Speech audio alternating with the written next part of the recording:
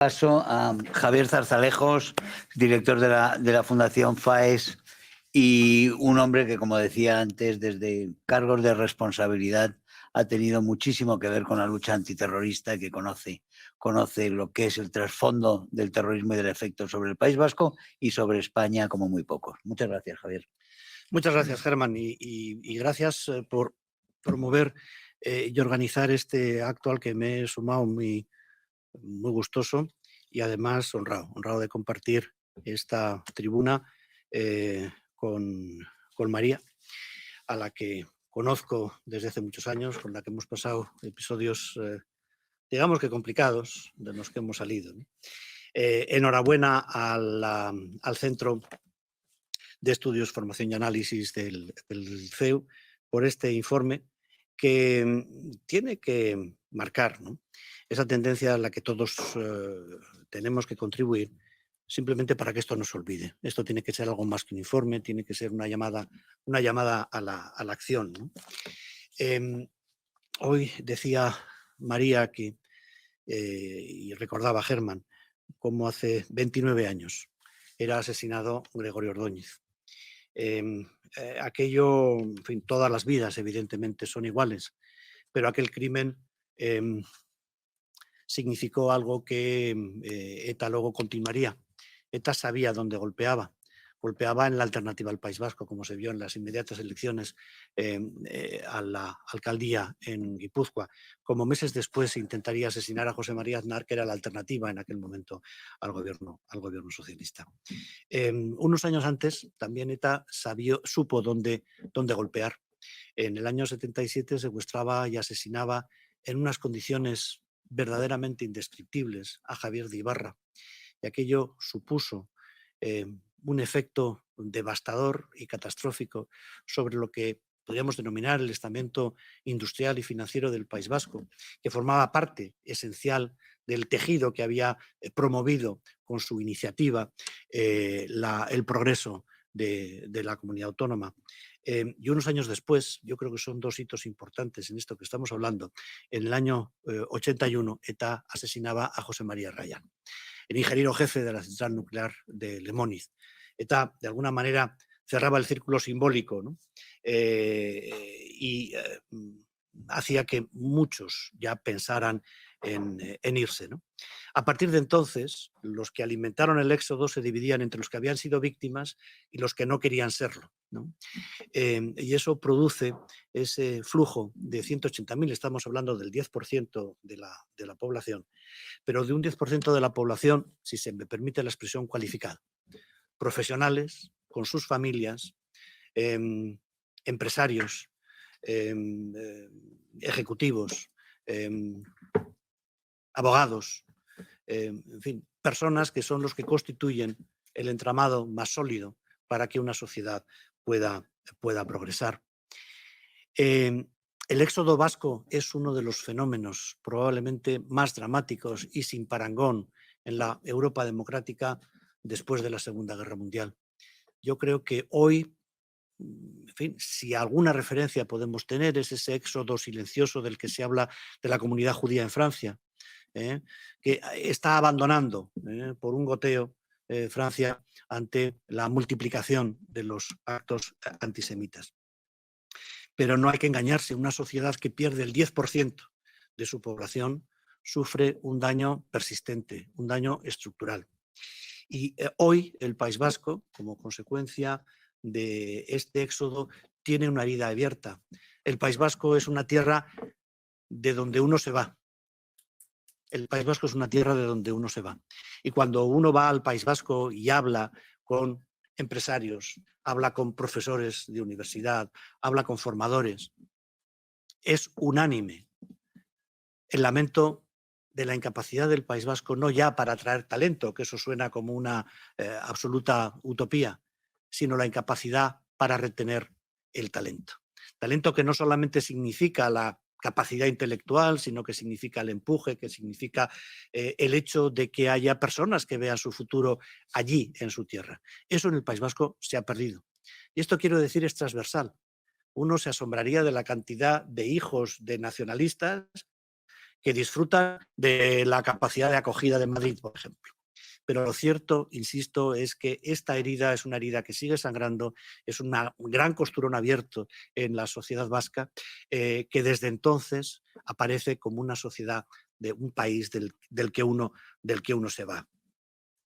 Es verdad que los efectos políticos fueron y han sido persistentes, difícilmente reversibles, pero no imposibles. Pero también quiero recordar que tan próximo en términos históricos como en el año 2001, el Partido Popular y el Partido Socialista en las elecciones autonómicas vascas consiguieron el 41% de los votos. Hoy eso es una cifra, eso es una cota absolutamente inalcanzable. Pero de esto probablemente podremos hablar después, ¿no? A mí me parece, por decir algunas palabras que de alguna manera definen el éxodo, ¿no? En primer lugar, el silencio. Ha sido un éxodo silencioso. La gente se iba sin levantar ruido, pero tampoco se preguntaba qué había pasado. Uno ya se imaginaba que habían recibido la carta del impuesto revolucionario, que no habían conseguido éxito en el regateo y en la negociación con ETA y se iban. Y este silencio es un silencio que tuvo muy poco de compasivo, es un silencio que tuvo mucho de cómplice en la sociedad vasca. Por eso es una sociedad que quiere cerrar pronto página, que quiere pasar página, que ansía la paz aparentemente, pero simplemente para no recordar cuál fue su papel en esta catástrofe humana que vivimos. La segunda palabra que yo creo que define el éxodo vasco es la extranjerización. Esto es común a todos los nacionalismos excluyentes. La persistencia del nacionalismo de convertir a la mitad de la población en sus comunidades en extranjeros. Lo vimos en el proceso secesionista catalán, donde de la noche a la mañana, si hubiera triunfado, la mitad de la sociedad catalana dejaría de ser ciudadana. Pero lo vimos también en el País Vasco como gran precursor de todo esto. Hay que recordar cuando Arzallus decía aquello de que el que no esté de acuerdo ancha es Castilla. Era una invitación a salir. Y digo de lo de invitación de manera delicada.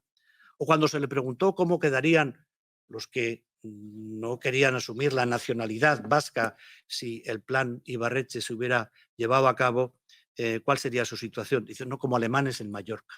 Como alemanes en Mallorca. Por tanto, la extranjerización de la mitad de la población no es un drama para los nacionalistas, es un efecto deseado y querido. De la misma naturaleza, de la misma manera que a nosotros nos escandaliza que haya 6 millones de venezolanos fuera del país, pero Maduro está encantado con que haya 6 millones de venezolanos fuera del país. O nos escandaliza que haya más cubanos en Miami que en Cuba, pero sabemos que la dictadura castrista está encantada de que haya más cubanos que en Miami que en Cuba. Y abren las puertas para que todo el que no esté de acuerdo se vaya. El tercer efecto de todo esto es que en la medida en que se extranjeriza la mitad de la población, el nacionalismo, gracias a este éxodo, se ha apropiado de la tierra. No hay alternativa, no hay otro paradigma posible que el paradigma nacionalista.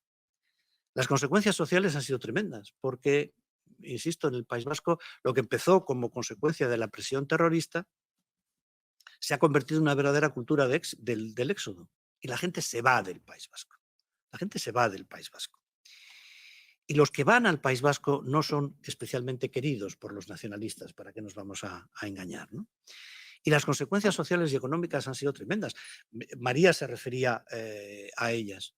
Es una economía en declive, es una economía que ha perdido la capacidad secular de iniciativa, la capacidad para liderar el progreso y la innovación, y es una economía estrictamente de reparto basada en la ventaja que le da el concierto económico y fundamentalmente el cupo vasco, que supone una sobrefinanciación prácticamente del 100% de los servicios públicos en relación con los territorios de régimen común. Las consecuencias políticas ya se ha hablado de ellas. El País Vasco es una comunidad distinta. Este es el gran triunfo de ETA. Cuando se dice que ETA no ha conseguido ninguno de sus objetivos, no es cierto. Evidentemente no ha conseguido la independencia del País Vasco. Tampoco, en fin, yo siempre recuerdo aquello de que decía Fernando Savater, que la independencia del País Vasco es como el cielo para los católicos, ¿no? Está muy bien, pero no hay prisa, ¿no? Bueno, pues pasa lo mismo con la independencia en el País Vasco y son precisamente los nacionalistas los que tampoco están muy convencidos de todo ello. Pero ETA lo que sí ha conseguido a través de la socialización del terror ha sido promover una limpieza política de consecuencias balcánicas. Lo que pasa que de la misma manera que ya los golpes de Estado, lo hemos visto en Cataluña, no se dan, en fin, con barricadas en las calles, esta limpieza no étnica, que más quisieran los nacionalistas que poder hablar de una etnia propia y distinta, esta limpieza política, insisto, de dimensiones verdaderamente balcánicas, se ha producido a través de la presión y a través del silencio, pero ha conformado un País Vasco en el que el objetivo del nacionalismo, de todo el nacionalismo, es que no pueda ganar nadie más que el nacionalismo. Y luego habrá siempre algún compañero de baile, luego habrá siempre un compañero de baile, el Partido Socialista, que es el que completa allí donde no llegue esa mayoría. Este es un cambio estructural en la base democrática, que es en definitiva la comunidad política, el conjunto de votantes, que solo tiene una explicación, que es el terror, que es el miedo, que es la extorsión y que es la amenaza. Y con eso tenemos que lidiar. ¿Esta situación es reversible? Bueno, yo creo que, en fin, en la historia no hay ni victorias eternas ni derrotas permanentes, ¿no? Habrá que empezar por seguir manteniendo vivo el recuerdo de lo que ha pasado. No estamos hablando del Pleistoceno, estamos hablando de un recuerdo vivo en la memoria de muchos en la sociedad vasca. Y después lo que hay que hacer es, en fin, no dar a los nacionalistas las condiciones para que perpetúen su objetivo de hacer permanente esta situación. Quiero decir con esto, y antes me refería a ese 41% que consiguen el Partido Popular y el Partido Socialista en las elecciones del 2001, y claro, esto no es posible, no habría sido posible sin la complicidad, tengo que decirlo desgraciadamente, ¿no?, de una izquierda que ha perdido el sentido de la Constitución, que ha perdido el sentido de Estado y que ha perdido el sentido de la lealtad a su propia tierra. Yo sé que hay muchos socialistas que cuando se les dice esto se indignan, dicen, yo también tengo muertos en mi partido, naturalmente, por eso lo digo, por eso lo decimos, porque el Partido Socialista sufrió la amenaza de ETA. Y hoy lo que nos encontramos es que cuando la tumba de Fernando Buesa es profanada, en el Ayuntamiento de Vitoria, Bildu no condena la profanación de la tumba de Fernando Buesa y no pasa nada. Bien, como digo, lo importante es que no demos a los nacionalistas los instrumentos para perpetuarlo. Es muy discutible que Bildu sea un partido que tengamos que aceptar en la legalidad, porque no es un partido democrático, ciertamente, y no es un partido pacífico. No se encontrará en los estatutos de Bildu, desde luego ni en su práctica política, el rechazo, la condena al terrorismo. Hablan de separarse del terrorismo, pero no de condenarlo. Si hubiera sido así, no estaríamos ahora diciendo, con esa expresión, en fin, tan cursi, tan pegajosa, de que a Bildu le falta todavía hacer recorrido democrático. No. A Bildu lo que le hace falta es condenar al menos uno de los 853 asesinatos que ETA ha cometido y que Bildu no ha condenado.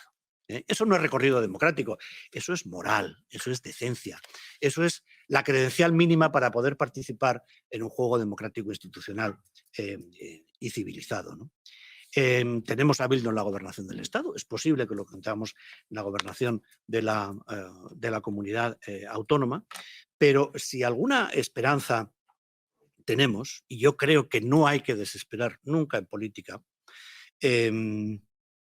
esto radica en la voluntad de que esta situación no se perpetúe. Mira, aquí tenemos a María San Gil. ETA tuvo éxito cuando provocó el éxodo de los empresarios, el éxodo de muchos periodistas, el éxodo de muchos profesionales. Pero no tuvo éxito cuando, desde el asesinato de Gregorio Ordóñez, antes de Casas, o después de Miguel Ángel Blanco, de los concejales del PP, de los concejales del PSOE, lo que quiso es reproducir ese éxodo en los partidos políticos constitucionalistas. No triunfó, y por eso sí que se puede decir, aquello de Churchill, de que nunca todos los españoles, debimos tanto a tan pocos, entre ellos María San Gil, que estuvo ahí en la resistencia. Tenemos que superar la idea de resistencia y tenemos que ser el testimonio de quienes aspiran y deciden el restablecimiento pleno de un sistema y de una vivencia democrática en el País Vasco.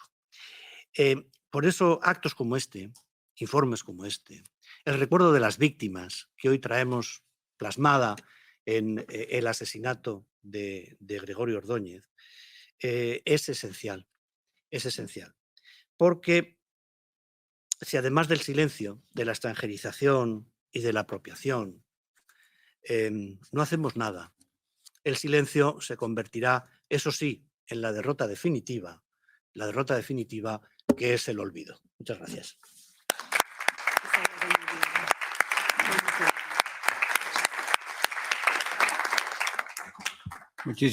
Muchísimas gracias, Javier.